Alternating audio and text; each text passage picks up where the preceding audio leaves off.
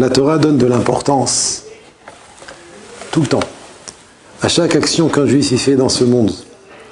Et en vérité, ce n'est pas seulement les actions, c'est aussi les pensées et aussi les paroles. Ça veut dire, un homme, il agit dans 3 domaines. Dans le domaine de l'action, le domaine de la parole et le domaine de la pensée. Alors, ce qui est bien évidemment important à se souvenir, c'est que on pourrait se poser la question, c'est qui le plus important? Lequel de ces 3 domaines est le domaine le plus important? Est-ce que c'est le domaine de l'action ou c'est le domaine de la pensée? Alors, en vérité, il faut savoir que plus un homme s'élève, plus il est habitué à faire la Torah et les mitzvot, et plus on se rend compte qu'en vérité, le plus important dans la métier, dans la réalité, c'est la pensée, le monde de la pensée. Le monde de la pensée est extrêmement important. Après, il y a le monde de la parole, et après, il y a le monde de l'action. Alors, je commence par la pensée pour parler du monde le plus important. Le domaine le plus important, c'est le domaine de la pensée. Ça ne veut pas dire que le domaine de l'action n'est pas important, donc je vais dire l'inverse. Le domaine de l'action est un domaine très important. Par nos actions, on gère tous les mondes. Un juif, par l'action des mitzvot qu'il fait, alors il gère tous les mondes. Encore plus important que ça, le domaine de la parole. Et encore plus important, donc très très très important, le domaine de la pensée. En tout cas, il faut savoir, je dis ça en tant qu'introduction, qu'il n'y a pas un domaine dans la vie d'un homme juif qui est hefker. C'est quoi hefker? Je fais ce que je veux. Il n'y a pas une casée d'avant. Je ne fais pas ce que je veux, je ne dis pas ce que je veux, je ne pense pas ce que je veux. Alors, ça veut dire on a en nous les clés de la réussite et du bonheur du monde entier, en fonction de nos actions, en fonction de nos paroles, en fonction de nos pensées. C'est nous qui allons diriger le monde et qu'on va décider de quel côté le monde va basculer, vers le bien, vers le bien. On souhaite que le monde bascule tout le temps vers le bien. Mais en tout cas, aucune action, parole ou pensée n'est efker. Et je voudrais, Bezrat Hashem, donner un deuxième exemple. On a parlé là, il y a quelques jours, de qu'est-ce que représentaient les 3 pas qu'on fait avant la Hamida, 3 pas en arrière, 3 pas en avant. Je voudrais donner un deuxième exemple dans la même halakha dans le Shulchan Aruch. Le Shulchan Aruch, je cite, donc il se trouve dans Orach Chaim, Siman Tzadik Hei. Il y a marqué dans le Shulchan Aruch, écoutez bien le Lashon, Yechaven Raglav Ze Etzel Ze. Il devra coller ses pieds l'un à côté de l'autre, Bekivun, dans la même direction, Ke'ilu Einam Ela Echad. Comme si qu'elle ne formait, ces 2 pieds, comme si qu'ils ne formaient qu'un seul pied. Et le Shulchan Aruch, il dit, pour quelle raison? Les hidamot la malachim. Pour ressembler aux malachim. Dirtiv Baen, qui est écrit à leur sujet, au sujet des malachim, il y a un verset qui dit, Veraglem regal yeshara. Leurs pieds, c'est un pied droit. Klomar, ragleem nir'im keregal echad. Ça veut dire que leurs pieds apparaissent comme un seul pied. Top, ça c'est une halakha dans le Shulchan Aruch. On pourrait dire, par rapport à ce que j'ai dit dans l'introduction, je prie les pieds joints collés ou je prie pas les pieds joints collés. Alors tout de suite, je vous rassure, je répète ce que j'ai dit la dernière fois, si quelqu'un a prié et il n'avait pas les pieds joints, il s'est acquitté de cette fila. D'accord? Mais si quelqu'un a prié avec les pieds joints, c'est mieux. Maintenant, la question elle se pose, et c'est ce qu'on va essayer d'expliquer dans ce shiur, Bezrat Hashem, pourquoi il faut avoir les pieds joints? Et c'est quoi la source? Alors, la source d'abord, c'est une Gemara dans Masechet Brachot, Daf Yud Amud Bet. La Gemara là-bas, elle dit qu'il faut prier les pieds joints. Elle ramène ce passage qu'on a ramené pour ressembler aux anges. Et le Bet Yosef explique quelque chose d'extraordinaire. Le Bet Yosef, il explique sur cette halakha, je cite, Ve'ata'am, la raison, Shetzarich lechaven et raglav, qu'il faut coller ses pieds, donc prier les pieds joints, lechatrila, a priori c'est ce qu'il faut faire, les filles, Shekevan she'omed ledaber im ashrina, puisque lorsque un homme prie, je parle de la Hamida, il se tient et il parle avec la Shrina, il se tient devant la Shrina, il parle avec la Shrina, Tsarich lesalek kol marchevot aguf milibo. Il faut enlever toutes les pensées du corps de son cœur, et il dit le Beit Yosef, velidamot keilu malachi asharet, et penser et se considérer comme un ange. Ça veut dire, en vérité, qu'est-ce qu'il y a marqué dans ce Beth Yosef? C'est pas qu'il y a une halakha, il y a une halakha, qu'il faut prier les pieds joints. Mais qu'est-ce qui se cache derrière cette halakha et qu'est-ce qu'elle représente, cette halakha? Prier les pieds joints, c'est pour ressembler aux anges. Ah oui, et pourquoi on doit ressembler aux anges? Parce que pendant la prière, tu te tiens devant un Kadosh Baruch Hu. Et alors, écoutez bien, Rabotai. Écoutez bien, Rabotai. Chidouche, chidouche. On peut comprendre qu'Hachem voit ce qu'on fait. On comprend. Ah, il y a une caméra. Caméra, où est-ce que je fais? On peut comprendre qu'Hachem entend ce qu'on dit. Ah, il y a des tapes, on enregistre, petit MP3, on enregistre ce qu'on dit. Mais le chidouche, il est qu'Hachem, de la même manière qu'il voit ce que tu fais et qu'il entend ce que tu dis, il voit et il entend ce que tu penses. Et ce yesod-là, ce fondement-là, il faut se le dire au moins avant de commencer la tfila. Devant Hachem, akol galoui. Devant Hachem, tout est dévoilé, tout est vu, tout est su, tout est entendu. Mais pas comme un homme. Qu'un homme, il a une vue, on va dire, générale sur quelque chose, il ne fait pas attention aux petits détails. Devant Hachem, Itbarach, notre Père qui nous aime, tout est vu, tout est entendu dans les moindres petits détails. Le kivoun des pieds, les pieds joints à Rabotai, c'est pour se rappeler que quoi? Qu'on est comme des anges. Mais pourquoi on doit se rappeler qu'on est comme des anges? Parce qu'on est devant la Shrina. Et alors, il dit le Beth Yosef, Tsarich les salek kol marchevot agouf milibo. Il faut enlever toutes les pensées du corps. C'est quoi les pensées du corps? C'est toutes les pensées. Les pensées du corps, c'est quoi?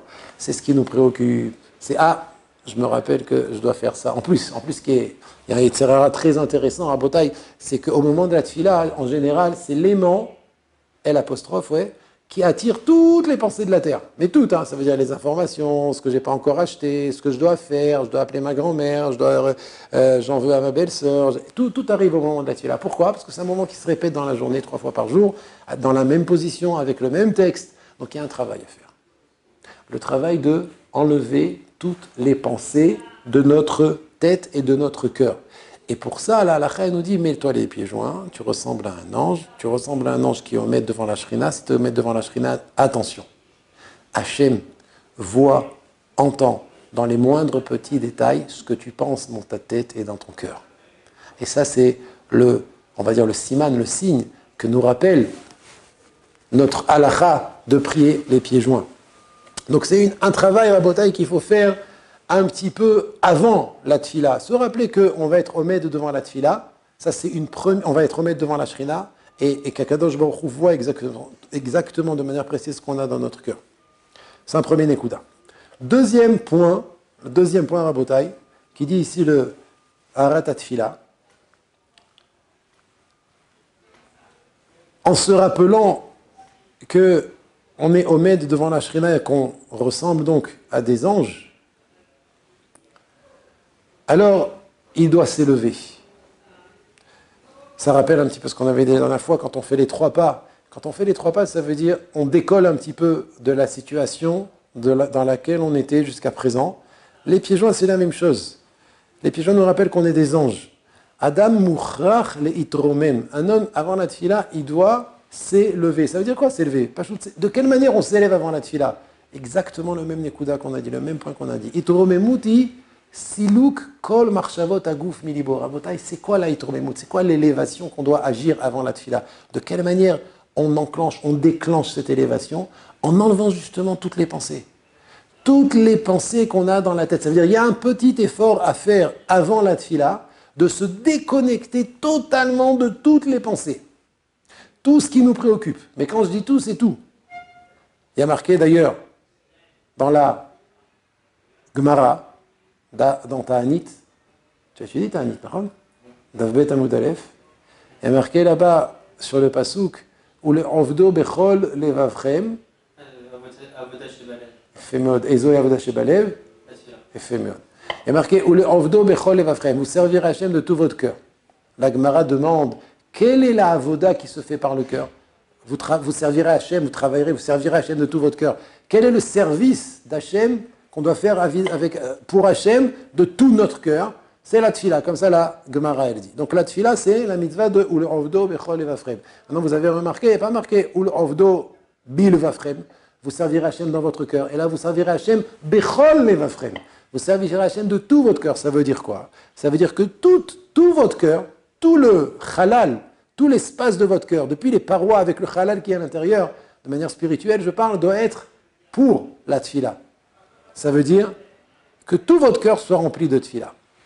Donc ça, c'est la deuxième chose. La deuxième chose, c'est que, à part le fait que Hachem voit tout et qu'on se tient devant la shrina au moment où on prie, il y a le fait qu'il demande, le fait que pour que la mitzvah soit faite comme il faut, alors il faut l'hitromem, il faut s'élever. Et s'élever, c'est pas sauter, c'est ni étudier de la Kabbalah avant la tfila. S'élever, c'est quoi? C'est se déconnecter. Le fait qu'on se déconnecte de toutes les choses qui nous entourent et qui nous préoccupent et auxquelles on pense durant toute la journée, la seconde avant de commencer la tfila, ça c'est une élévation. Se déconnecter. Troisième point, la question elle est, comment y arriver? De manière concrète. Comment on peut y arriver? Alors là, je donne un conseil très très pratique, très simple, mais qui réussit à tous les coups. C'est d'écouter les mots de la prière, les mots du Sidour. Toujours chercher à écouter, et même s'il faut pour les Français, et même pour les Israéliens, à traduire les mots de la Tfila dans la tête. Ça veut dire, lorsqu'un homme prête attention aux mots qui sont marqués dans le Sidour, et il écoute la signification des mots du Sidour, alors pour lui, ça devient plus facile de se connecter cette fois-ci au texte de la Tfila. C'est vrai qu'il y a un travail de déconnexion avant la Tfila, se déconnecter de tout ce qui nous préoccupe, et c'est ça, il dit le Rav, la Hitromemut, c'est ça l'élévation. On se met au niveau des anges, par le fait qu'on se déconnecte de toute pensée, que maintenant on réalise qu'Hachem voit nos pensées, entend nos pensées, et dans les moindres détails. Mais pour ça, on arrive à la troisième étape, pour ça il faut arriver à se connecter au texte de la Tfila, et c'est là, en fait, on va dire, c'est la chose la plus importante. La chose la plus importante, c'est d'écouter les mots de la Tfila. Par exemple, je donne un exemple. Quand vous vous trouvez dans la Hamida et que vous dites « Ata chonen le adam da'at ». Alors tu peux le dire vite, mais quand tu le dis un peu plus doucement et tu écoutes « Ata chonen », tu donnes gratuitement le adam à l'homme, je suis un homme, le adam à l'homme, da'at, le savoir. C'est quoi la suite? Umelamed le enosh bina. Et tu enseignes à l'être humain la bina, la compréhension. Vous savez, quand vous traduisez dans votre tête et que vous faites attention aux mots que vous dites, alors il est plus facile de se connecter au texte de la tfila. Maintenant, vadaï, automatiquement, lorsqu'un homme est connecté au texte de la tfila, alors les autres pensées, elles ne viennent pas dans sa tête. Donc c'est vrai que se déconnecter, c'est un travail qu'on doit faire avant de commencer la Hamida, mais on ne peut pas s'arrêter là. Parce que si tu te déconnectes de toutes les pensées autres avant la Tfila, mais pendant la Tfila, qu'est-ce que tu vas faire? Si tu lis les mots de la Tfila sans penser aux mots du Sidour, alors les pensées vont obligatoirement revenir. Donc de plonger dans le texte de la Tfila, c'est quelque chose qui aide énormément pour ressentir le fait qu'on ne pense pas à d'autres pensées et qu'on se tient devant la Shrina. Donc je résume, 3 étapes. Ken, les pieds joints, ça nous rappelle qu'on doit ressembler à des anges qui sont devant la Shrina et de cette manière se rappeler qu'Hachem voit nos pensées. L'élévation, Ken, pourquoi on doit ressembler à des anges? Parce qu'on s'élève.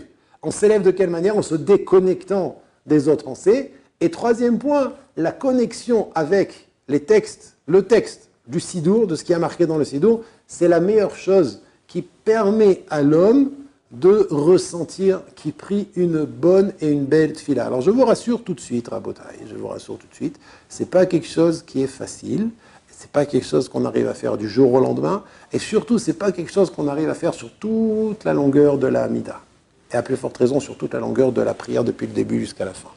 Donc ce que je conseille, c'est de commencer par une bracha. La plus importante, la première bracha. C'est l'ordre d'importance, c'est le Magen Avraham, la première bracha. Essayez de s'efforcer de la lire doucement, en se préparant avant et en décidant, Bezrat Hashem, d'écouter chaque mot qu'on va dire pendant la tfila, pendant la bracha de Magen Avraham. Mais pour ça, bien sûr, il faut une volonté. Premièrement, d'aller doucement et deuxièmement, d'entendre, de faire attention au texte. La deuxième bracha la plus importante après à Magen Avraham, c'est Modim. Le modim qu'on dit avant Sim Shalom, ouais. Le modim. Donc ça, c'est la bracha numéro 2, la plus importante. Après ça, c'est Mechaye Ametim et Atakadosh. Après ça, c'est Sim Shalom. Et après ça, c'est tout le reste. Donc, si d'abord on veut travailler sur une bracha, il est conseillé de travailler sur la première bracha Magen Avraham, de la manière dont je vous ai dit, Bezrat Hashem. Voilà, ça c'est la première partie du shiur. Si quelqu'un a une question, une remarque. Quand il dit modim, on parle à Amachazir Shekhinat Oletzion avant. Voilà, exactement. Juste après Amachazir Shekhinat Oletzion, modim commence. Ça c'est la deuxième bracha la plus importante. Parce que dans le paragraphe de modim, en lui-même, il n'y a pas de bracha. Non, il y a une bracha après Val Kulam. Tout ça c'est modim. Val Kulam, via Alelu. Vadaï, via Alelu, vivarechu. Baruch, voilà la bracha de modim, c'est Baruch ata Hashem, atov shimcha, ulecha nae leodot. Tout ça c'est modim. Depuis modim jusqu'à ulecha nae leodot, c'est la deuxième bracha. Donc pourquoi c'est comme ça? Parce que la première c'est la louange, Magen Avraham. La deuxième, c'est modim, c'est la oda, c'est le remerciement. Et après, comme je vous ai dit tout à l'heure. Voilà. Maintenant, on va passer à un deuxième point très très important que le Rav ramène ici au nom du livre Pachad Yitzhak, du Rav Yitzhak Utner. Vraiment quelque chose d'extraordinaire. Il dit comme ça. Mitzvot atfila mitkayemet alidei yetzirat amatzav shel kirvat elokim. Ça confirme, et c'est la suite de ce qu'on a dit jusqu'à présent. La mitzvah de la tfila, Rabotai, elle s'accomplit du fait qu'on va créer une situation de proximité d'Hachem. Comment accomplir la mitzvah de la tfila en se rapprochant d'Hachem? C'est les 3 pas, c'est les pieds joints, c'est la pensée. On est, Rabotai, devant Hachem. Je pense que les 3 pas, c'est quelque chose de très important. C'est quelque chose qui nous fait ressentir qu'on se détache. Je passe surtout des 3 pas en avant, les 3 premiers pas, les 3 pas en avant. On se détache de quelque chose, d'une situation dans laquelle on était jusqu'à présent, et on est dans une nouvelle situation, nouvelle dimension. On est devant Hachem, ce qu'il appelle ici Kirvat Elokim. On se rapproche d'Hachem. Maintenant, cette Kirvat Elokim, c'est nous qui allons la chercher. En faisant ce travail d'élévation, de déconnexion avec toutes les pensées de autres, et de se connecter au texte du Sidour. Et il dit le Rav, Ro'im anu davar ze, on voit cette chose, mikama alachot bedine atfila. On voit cette chose-là quand on voit plusieurs alachot concernant les lois de la tefila. Par exemple, kol zman shelo akar et raglav, areu ke'omed be'emtza atfila. Tant que la personne n'a pas fait 3 pas en arrière, ce qui s'appelle dans la halacha akar et raglav. C'est quoi akar? C'est déraciné. Akar et raglav, ça veut dire quoi? Il ne s'est pas retourné. Il n'a pas fait les 3 pas en arrière de la fin de la tefila. Derech Hagav, au passage, j'ai entendu il y a quelques mois une halakha très importante. Je m'arrête, j'ouvre une parenthèse, mais très très importante, Rabotai, que les gens ne savent pas, mais c'est une halakha dans le Shulchan Aruch. Si je vous pose la question, combien de fois il faut se prosterner dans la Hamida? 4 fois. Grave erreur. Donc, Vadaï, 4 fois. 4 fois, c'est quoi? D'abord, je dis l'erreur. Les 4 fois, c'est quoi? C'est le premier Baruch Ata Hashem. Après, Elokenu, Elokenu. Le deuxième, c'est Baruch Ata Hashem Magen Avraham. Le troisième, c'est Modim. Et la quatrième, c'est Baruch Ata Hashem Ulecha Nae Leodot. Alors, il faut savoir, Rabotai, qu'en vérité, selon la Racha, il faut se prosterner 7 fois. Les 4 fois, c'est comme on a cité. Mais il y a 3 autres fois à se prosterner. C'est quand? Avant de faire Oseh Shalom, il faut se prosterner. Vous savez ça? Ke'eved aniftar milifne rabo. Comme un serviteur qui quitte son maître. Et on ne quitte pas 3 pas en arrière droit, le buste droit. Avant de faire 3 pas en arrière, on se prosterne. On fait 3 pas en arrière, donc on s'est prosterné 5. Oseh Shalom Yeromav. Uberachamav Yaseh Shalom. On s'est relevé pour dire Uberachamav Yaseh Shalom Alenu à gauche. 6. C'est quoi la suite? Ve'al kol amo Yisrael ve'imru amen. 7 à droite. Donc rappelez-vous, si on vous demande combien de fois il faut se prosterner pendant la Hamida, 7 fois. Les 4 fois qu'on a cité, plus les 3 fois de Oseh Shalom. Je ferme la parenthèse. Donc il dit, on voit que selon la halakha, tant qu'un homme il n'a pas fait ces 3 pas en arrière, ou ke'omed be'emtza tfila, c'est comme si qu'il était au milieu de la tfila. Le lachon des poskim, c'est quoi? Adaïn omed lifna amelech. Il se tient encore devant le roi. Magnifique. Magnifique. Et la question, il se pose, écoutez comme c'est beau. Rav Utner, écoutez comme c'est beau. Arrête, Achar shepasak poumé mitfila. Un homme, une fois qu'il a terminé de réciter et de dire sa prière avec sa bouche. La tfila, c'est quoi? La tfila, on l'a fait avec les oreilles, avec les pieds, avec la bouche. Donc j'ai fini de prier. Pourquoi tu me dis que je suis encore de Omed Ifna Ameler tant que j'ai pas fait les 3 pas en arrière? J'ai fini de prier, j'ai fini la mitzvah. Nigmera mitzvato, la mitzvah est terminée. Ou bechol zotu Omed Ifna Ameler Chadaïd. Et la halakha nous dit non, il se tient encore devant le roi tant qu'il n'a pas fait les 3 pas en arrière. On n'a jamais vu dans aucune autre mitzvah le même principe. Par exemple, un homme qui a fini les tkiyat shofar. Le jour de Rosh Hashanah, il a sonné du shofar et il a encore le shofar dans la main. Est-ce qu'on peut dire qu'il est encore en train d'être Mekayem la mitzvah? Badaï que non. La mitzvah, c'est de sonner du shofar. Il a fini de sonner du shofar, la mitzvah est terminée. Même qu'il a encore le shofar dans la main, et c'est vrai pour toutes les autres mitzvot. Il y a peut-être une kdusha, une certaine kdusha dans le shofar, et la plus forte raison dans les tefilines, mais la mitzvah, elle est terminée une fois qu'il a terminé de faire ce que la Torah lui a dit, c'est-à-dire sonner du shofar. Alors la question elle se pose, pourquoi dans la halakha, tant qu'il n'a pas fait les 3 pas en arrière, bien qu'il a terminé de réciter la tfila, la halakha nous dit qu'il est encore Omed Ifna Ameler. Là aussi pour les tefilines, tant qu'on n'a pas enlevé les tefilines, on est toujours Mekayem de la mitzvah. Là-bas, on est Mekayem la mitzvah. Tant que tu as les tefilines sur la tête, tu fais la mitzvah. Mais là, j'ai fini de prier. Donc, je suis plus Mekayem la mitzvah de tfila. Et pourtant, je suis encore Omed Ifna Ameler. Je te rappelle, peut-être pour toi, c'est différent. La mitzvah, la prière, ça c'est par la bouche. C'est pour ça que j'ai précisé avant. J'ai fini ma prière, ça y est. Donc, on a fini avec le kili avec lequel on fait la mitzvah, ça... Alors, j'ai pas compris. Ah, le kili avec lequel on fait la mitzvah. Voilà, il était... Le shofar qu'on a fini avec le shofar. Même si tu l'as encore dans la main, Ouais. même si tu l'as encore dans la main, tu as quand même fini la mitzvah. Tu n'es pas Omed Ifna Ameler quand tu as le shofar dans la main, du moment que tu as fini la mitzvah. Et donc, il dit le Rav Outner d'Avar Nifla. La kirvat Elokim dans les autres mitzvot, la proximité d'Hachem qu'on atteint avec une autre mitzvah, ça dépend juste de l'accomplissement de la mitzvah.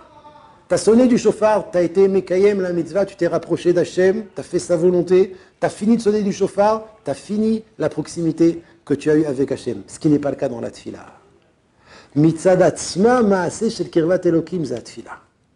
Le fait qu'on prie, alors même Kaviachol, si t'as pas, t'es plus en train de prier, du fait que tu n'as pas encore fait tes 3 pas en arrière, tu es encore dans une situation de « je suis proche d'Hachem ». C'est pour ça qu'on a besoin de faire des actions spéciales, kegon akirat haraglaim, par exemple, faire les 3 pas en arrière, pour levatel matzav ze shel kirvat elokim, pour annuler, arrêter, on va dire, cette situation de proximité d'Hachem qui a été créée par la mitzvah de la tfila. Donc, la mitzvah de la tfila, à part le fait que c'est prononcer des mots devant Hachem avec une bonne kavana, une bonne marshava, c'est aussi une création spéciale de kirvat elokim. On est proche d'Hachem. Et c'est pas la même chose. C'est pas la même chose, comme on vient de voir ici, comme on vient de le prouver. Niftar Mirabo, un homme, quand il termine sa tfila, il a encore quelque chose à faire. Il doit faire ses 3 pas en arrière pour quitter son créateur de la même manière qu'un serviteur quitte son maître. Un serviteur, de quelle manière il quitte son maître? Il ne se tourne pas et droit, il sort de la salle. Un serviteur, il se prosterne et il sort à reculons. C'est une preuve de kavod, une preuve de... On honore le maître, on honore un Kadosh Baruch Hu. Donc on voit ici quelque chose de très très important à Bodaï, et ça conclut un petit peu ce qu'on a voulu dire le premier jour par rapport aux 3 pas. La tfila, c'est une situation de kirvat Elokim. Il faut s'élever. Et Bezrat Hashem, lorsqu'un homme il s'élève à 3 moments dans la journée, alors il ressent une simcha extraordinaire, parce que ça influence sur toute la journée. Un homme qui réalise 3 fois par jour qu'il a rendez-vous avec Hashem, qui se rapproche d'Hachem, qui parle avec Hashem, Hachem l'écoute. Hachem entend ce qu'il dit. Alors il crée un lien spécial avec Hachem. C'est quelque chose, Bezrat Hachem, qu'on arrive à faire avec beaucoup de patience, beaucoup de finesse et beaucoup de préparation. Que Dieu nous aide à continuer à prier devant lui et que nos prières soient exaucées. Amen, ve amen.